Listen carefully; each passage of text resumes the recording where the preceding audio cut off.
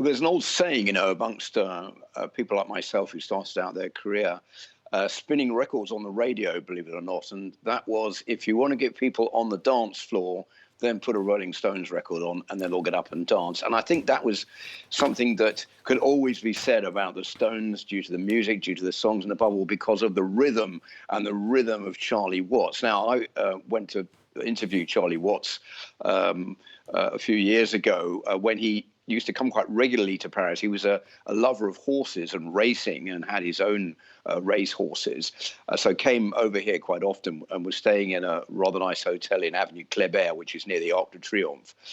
So a couple of us went to interview him. And what was most striking was that the man that we met was far removed from the image of the Rolling Stones. I remember back in the 1960s, you're almost old enough to remember this like me, Mark, without giving away our ages. But back in those days, people used to criticize the Rolling Stones, saying they were a terrible influence on young girls and that they didn't wash and it was the end of music as we knew it. But the man himself, Charlie Watts, was anything but that. He was a very calm individual.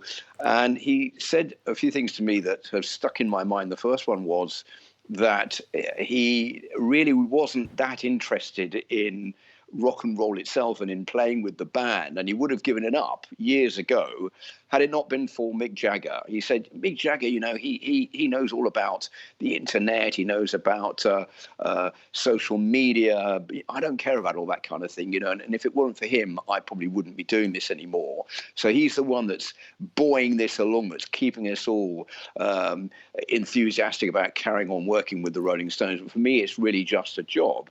And I said, well, how did you get the job at the beginning? And he said, well, back in the 60s, I was a session musician. I was a lover of jazz.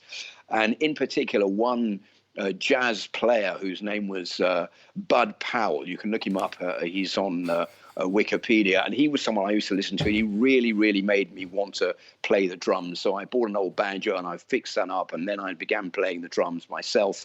And I was a session musician and I played with lots of different groups. And one of the groups I played was with the Rolling Stones. And that's just where it started. And one other thing he said to me, which also stuck in my mind, was that he was a man who lived in the past to a certain extent. He was, as I said, he wasn't into social media. He wasn't into the internet. He wasn't into the modern lifestyle. And he said, I enjoy nothing more than being at home watching an old film from the 1940s or the 1950s, in particular, a British gangster movie, because in my mind, that was what life was all about in those days. And today I feel a little bit lost by it all. He sounds like a lovely man, doesn't he? I mean, the thing is, if you think of Mick Jagger, he's the quintessential rock star. Charlie Watts in the same band, but completely different. And like you say, a lover of jazz.